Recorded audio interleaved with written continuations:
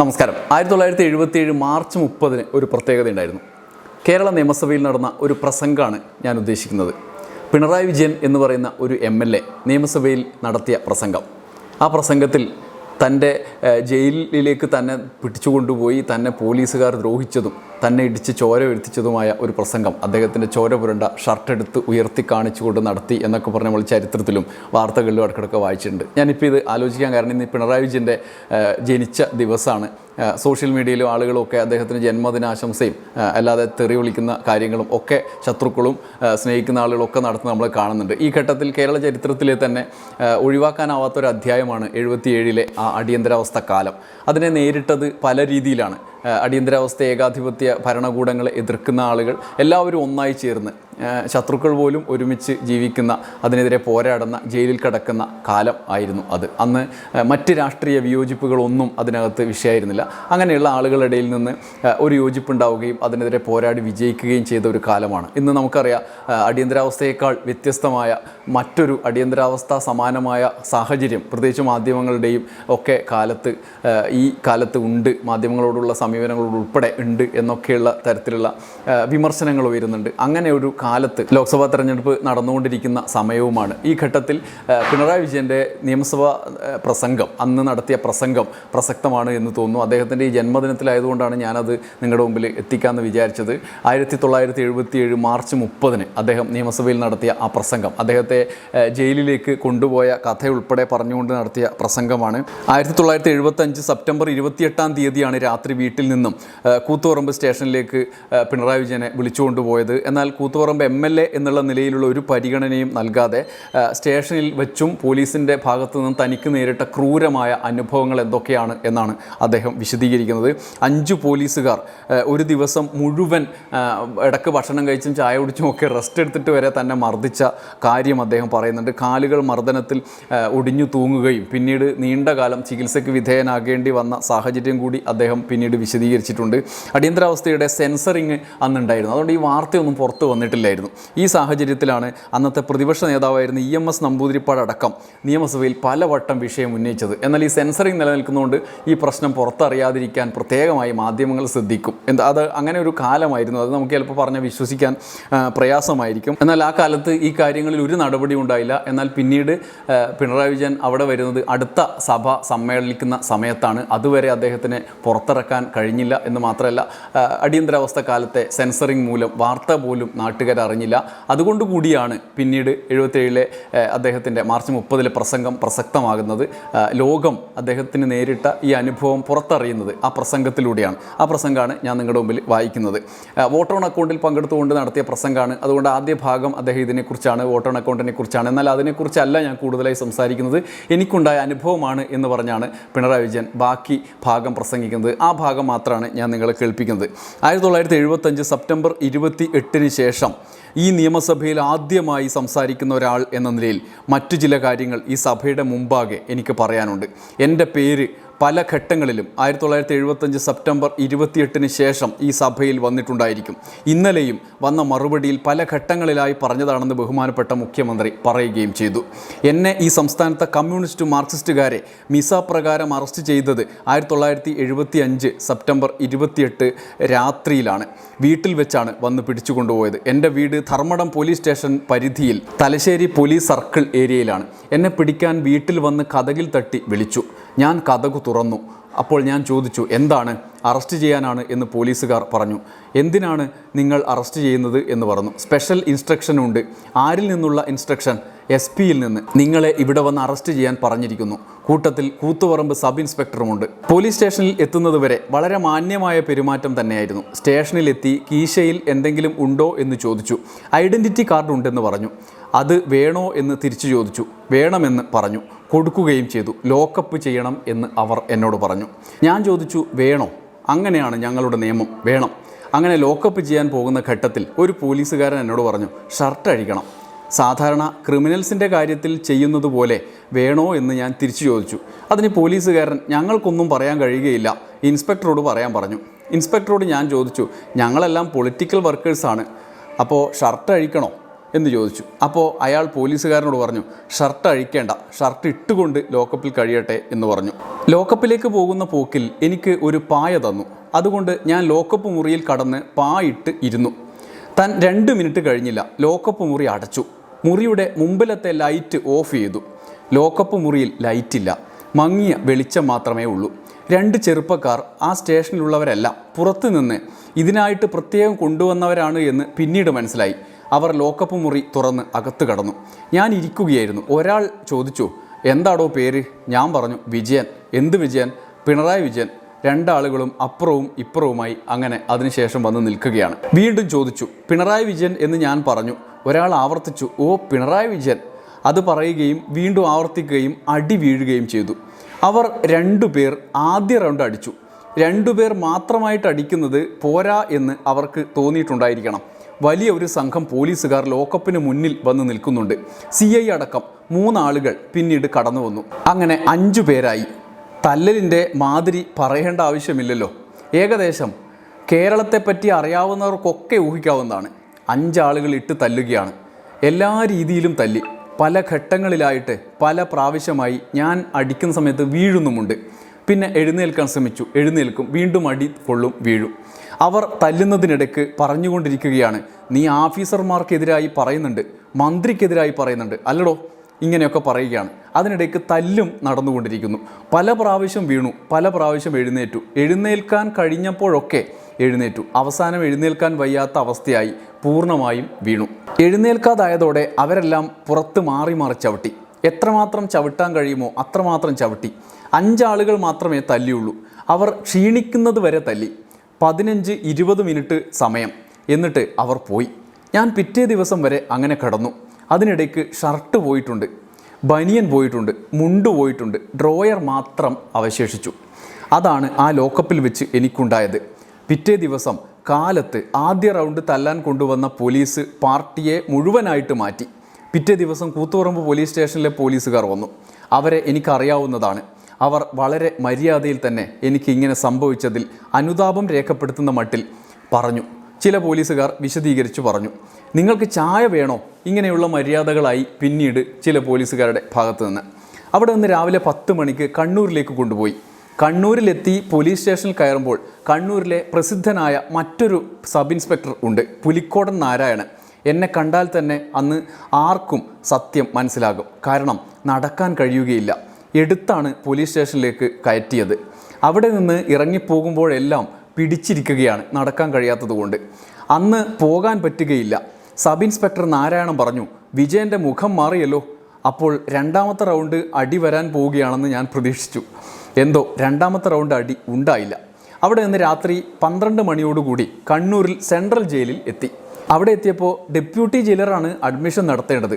അദ്ദേഹത്തിനോട് ഞാൻ പറഞ്ഞു, എൻ്റെ ദേഹത്ത് തല്ലിൻ്റെ പാടുണ്ട്, നിങ്ങൾ കാണുന്നുണ്ടല്ലോ, അത് രേഖപ്പെടുത്തണം എന്ന് ഞാൻ പറഞ്ഞു. അയാൾ പറയുകയാണ്, വൂണ്ടഡ് ഇഞ്ചുറി ഉണ്ടെങ്കിൽ മാത്രമേ റെക്കോർഡ് ചെയ്യാൻ പാടുള്ളൂ എന്ന്.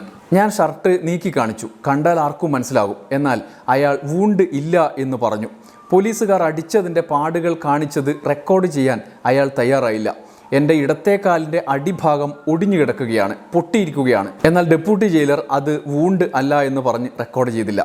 ഞാൻ മനസ്സിലാക്കിയിട്ടുള്ളത് അത് ഒരു ധാരണയുടെ അടിസ്ഥാനത്തിലാണ് എന്നാണ്. അവിടെ നിന്ന് എന്നെ എൻ്റെ കൂടെയുള്ള സഖാക്കൾ എടുത്ത് 8ാം ബ്ലോക്കിലേക്ക് കൊണ്ടുപോയി. അവിടെ ചന്ദ്രശേഖരനും ശങ്കരൻകുട്ടിയും ഉണ്ട്. അവരുടെ ബ്ലോക്കിലേക്ക് എടുത്തു കൊണ്ടുപോവുകയായിരുന്നു പിന്നീട് ചെയ്തത്. പിറ്റേ ദിവസം രാവിലെ ഡോക്ടർ അടക്കം വന്ന് എന്നെ ആശുപത്രിയിലാക്കുകയും ചെയ്തു. അവിടെ വെച്ച് കാലിൽ പ്ലാസ്റ്റർ ഇട്ട് 6 ആഴ്ചക്കാലം പ്ലാസ്റ്റർ കാലിൽ അങ്ങനെ കടന്നു. മാസങ്ങളോളം പരസഹായമില്ലാതെ ഒന്നും ചെയ്യാൻ സാധിച്ചിരുന്നില്ല. കുളിക്കുന്നത് പോലും മറ്റുള്ളവരുടെ സഹായത്തോടു കൂടിയാണ്. ഇതേപ്പറ്റി ഞാൻ മുഖ്യമന്ത്രിക്ക് എഴുതി. അന്നിവിടെ സ്പീക്കറില്ല, ഡെപ്യൂട്ടി സ്പീക്കർക്ക് എഴുതി. ആരിൽ നിന്നും ഒരു മറുപടിയും എനിക്ക് കിട്ടിയില്ല. ഇങ്ങനെയൊന്നും സംഭവിച്ചില്ലല്ലോ എന്ന് കാണിച്ചുകൊണ്ടുള്ള ഒരു മറുപടി പോലും അവർ എഴുതാൻ തയ്യാറായില്ല. ഞാൻ റിട്ട് പെറ്റീഷൻ കൊടുത്തു. ഹൈക്കോടതിയിൽ വിചാരണയ്ക്ക് വന്ന അവസരത്തിൽ ഡെപ്യൂട്ടി ജയിലറുടെ അഫിഡവിറ്റിന് വിട്ടു. അതിൻ്റെ യാതൊരു ആവശ്യവുമില്ല. ഡെപ്യൂട്ടി ജയിലറുടെ അഫിഡവിറ്റ് വന്നു. അയാൾ അതിൽ പോലീസ് സ്റ്റേഷനിൽ വെച്ച് എന്നെ തല്ലിയിട്ടേ ഇല്ല എന്ന് പറഞ്ഞു. അയാൾക്ക് അതെങ്ങനെ പറയാൻ സാധിച്ചു എന്ന് എനിക്കറിഞ്ഞുകൂടാ. ജയിലിൽ കൊണ്ടുവരുമ്പോൾ അയാൾക്ക് യാതൊരു പരിക്കും ഇല്ല എന്ന് ജയിലറും പറഞ്ഞു. ഇതിനെപ്പറ്റി ഹൈക്കോടതിയുടെ ഫൈൻഡിംഗ് ഉണ്ട്. അങ്ങനെയാണെങ്കിൽ എങ്ങനെ പരിക്ക് വന്നു എന്ന് പോലീസ് സ്റ്റേഷനിൽ വെച്ച് തല്ലിയിട്ടില്ല എന്ന് ഡെപ്യൂട്ടി ജയിലർക്ക് എങ്ങനെ പറയാൻ കഴിയും എന്ന് ഇത് ഹൈക്കോടതി പറഞ്ഞതാണ്. ഡെപ്യൂട്ടി ജയിലർ അത്രമാത്രമുള്ള സമ്മർദ്ദത്തിൻ്റെ ഫലമായിട്ടാണ് ഈ രീതിയിലുള്ള അഫിഡവിറ്റ് കൊടുക്കാൻ തയ്യാറായത്. റിട്ട് അവസാനം ഡിസ്പോസലായി. ആ കാര്യത്തിൽ ഹൈക്കോടതി പറഞ്ഞു ഇത് വളരെ ഗുരുതരമാണ്. ഈ സംഭവത്തെ ഗവൺമെൻറ് ആവശ്യമായ നടപടികൾ സ്വീകരിച്ച് സമീപിക്കണം. ആവശ്യമുള്ള നടപടികൾ സ്വീകരിക്കുമെന്ന് പ്രതീക്ഷിക്കുകയാണ് എന്ന് ഞങ്ങൾക്ക് ഇന്നത്തെ ഘട്ടത്തിൽ, അന്നത്തെ ഘട്ടം ഒരു പ്രത്യേക ഘട്ടമാണ്, ഒന്നും ചെയ്യാൻ കഴിയുകയില്ല എന്ന് പറഞ്ഞു. ഏതായാലും ഗവൺമെൻറ് ഇക്കാര്യത്തിൽ ആവശ്യമായ നടപടി സ്വീകരിക്കും എന്ന് ഞങ്ങൾ പ്രതീക്ഷിക്കുകയാണ് എന്ന് പറഞ്ഞു. പിന്നെ ഞാൻ കേട്ടത് ഒരു അന്വേഷണം ഇതിൽ നടന്നു എന്നാണ്. എന്നോട് ആരും ഇതേവരെ ഒന്നും ചോദിച്ചിട്ടില്ല. ഞാൻ ആശുപത്രിയിൽ കിടക്കുമ്പോൾ ഒരു ദിവസം കോഴിക്കോട്ട് DIG വന്നിരുന്നു. ഞാൻ അദ്ദേഹത്തോട് ചോദിച്ചു, അന്വേഷിക്കാൻ വന്നതാണോ എന്ന്. ഹേയ് ഒന്നുമല്ല, ഞാൻ നിങ്ങളിവിടെ ഉണ്ടെന്നറിഞ്ഞ് കണ്ടുപോകാം എന്ന് വിചാരിച്ച് വന്നതാണ് എന്ന് പറഞ്ഞു. ഇതുവരെ ഒരാളും എന്നോട് അന്വേഷിച്ചിട്ടില്ല. റവന്യൂ ബോർഡ് മെമ്പറെ അന്വേഷിക്കാൻ നിയോഗിച്ചു എന്ന് പറഞ്ഞു കേട്ടു. ആ അന്വേഷണവും കഴിഞ്ഞു എന്നും പറഞ്ഞു കേട്ടു. ഒരു വ്യക്തിയും ഇതേവരെ ഈ തീയതി വരെ എന്നോട് ചോദിക്കാൻ തയ്യാറായിട്ടില്ല. ഇതാണ് എനിക്കുണ്ടായ അനുഭവം. ഞാൻ ഈ സഭയിലെ എല്ലാ അംഗങ്ങളോടും പറയുകയാണ്, നമ്മളെല്ലാം രാഷ്ട്രീയക്കാരാണ്, നമ്മളെല്ലാം ചേരിതിരിഞ്ഞ് പല രീതിയിലും വാദിക്കുന്നവരാണ്. പക്ഷേ ഒരു പോലീസ് സ്റ്റേഷനിൽ കൊണ്ടുപോയി പോലീസ് ലോക്കപ്പിലിട്ട് ഒരാളെ മൃഗീയമായി തല്ലാൻ നേതൃത്വം കൊടുക്കുക എന്ന് പറഞ്ഞാൽ അത് രാഷ്ട്രീയമാണോ? ഇതാണോ രാഷ്ട്രീയം?